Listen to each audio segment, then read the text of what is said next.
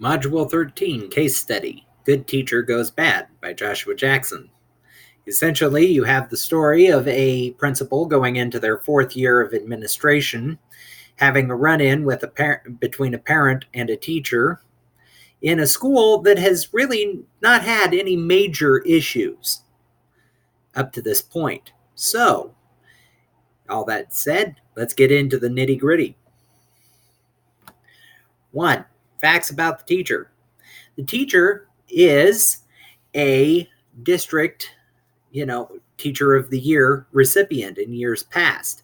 Obviously very good. No serious complaints. However, at spring break, tensions are noticed. The rumors go around that her husband has left and she is now a single parent raising 2 teenagers. This leads to arguments and disagreements between her and other members of the staff over little things, especially things where she feels like she is not being listened to or people just aren't agreeing with her point of view and she takes it personally. This then leads to a noticed change in the regular summer routine. Usually every summer she would come in and work, preparing her class, getting lessons ready, and so forth. And this summer, she is conspicuously absent. Then, at the beginning of the new school year, this is the principal's 4th school year at that building, there is a disagreement between this teacher and other teachers about the new reading pilot program. She doesn't like it. Most others do. But she gets very, very disrespectful of anyone who is approving of it or even says, well, I think it's working pretty good, or I like it, and she will become verbally abusive towards that staff member. So much so that the principal decides she needs to have a meeting with the teacher about her unprofessional behavior. However, the meeting does absolutely no good. This, going along with the regular observations, which have obviously been stepped up by this point, show no abusive behavior observed between the teacher or any of the students. However, that doesn't stop the rumors. Rumors start circulating and parents start calling in and sending notes to the principal, telling the principal that the teacher is late for work 3 times a week, verbally abusive to their kids, screamed about mistakes, embarrasses their kids in front of the other students, and is refusing to communicate with parents. She isn't answering phone calls. She isn't responding to any letters that have been sent or any emails. So then the principal gets a call from the superintendent, who informs her that the parents have been calling board members. At least 4 parents have been calling board members asking that their students be removed from her class. The superintendent calls her and essentially asks, okay, well, so you know. She decides she's going to go and have a serious talk with the teacher about the situation. However, on her way out of the office, she is caught by a parent who insists on having a conference about that very situation. He is very upset and he wants his daughter removed from her, get away from that woman very quickly. He claims that the teacher has refused multiple requests for a conference from his wife.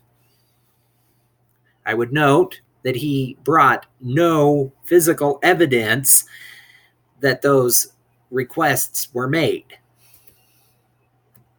Principal decides, okay, well, we'll schedule a meeting tomorrow morning. You can talk to the teacher. I will be there to help moderate, and we can get this situation dealt with, hopefully. She goes and informs the teacher of the situation. Now, the teacher is defensive. but agrees to the meeting. So the next morning, the parent shows up early. The principal escorts him down to the room where the teacher greets them warmly and has them take a seat at a regular table that is in a first grade classroom, which would be small for adults and rather uncomfortable. She then goes to get her grade book and other student work pieces so that, they can discuss the student. The parent, after the principal is given the statement telling why they're having the meeting and what's going on, the parent starts out by saying, I want my student out of this class. And he continues with you are constantly screaming and embarrassing these students, and they need to. And at this point, the teacher loses her self-control and her temper, slams her hand down on the table and screams, that's a lie, it's all a lie, every bit of it, and is turning red in the face while doing this.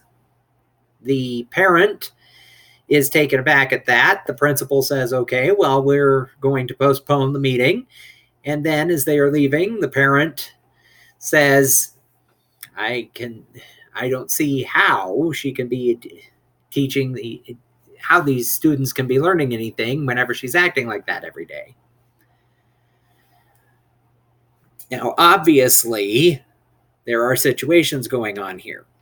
However, to bring out a few simple points. One, whenever you take action in this case, you need to take your action based on the information that is presented. I would note that not that much information short of the teacher blowing up at the parent, which in some ways you could say that the parent definitely baited the teacher. And while the teacher should not have reacted the way they did, you can't completely blame the teacher for reacting whenever they were baited. And obviously other things are going on because they have been overly defensive for a very long time. So obviously they are seeing a lot of threats that you are not seeing. First, you need to calm the teacher down after the meeting. And serious discussion needs to be taking place. The problem needs to be found.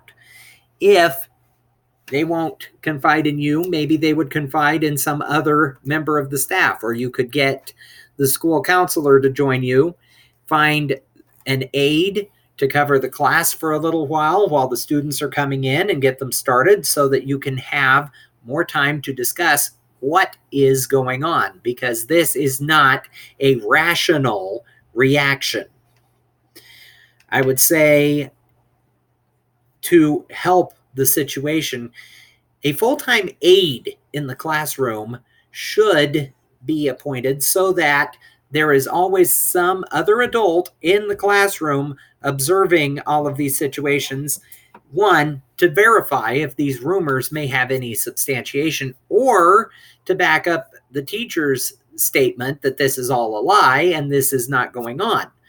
You need to have an outside person watching the class to be able to verify this. Obviously, the principal cannot be in there all day, but an aide could.